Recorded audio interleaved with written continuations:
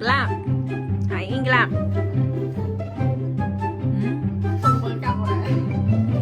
Từ gelap từ. À ha. Ây da, ây da, ây da. Anh.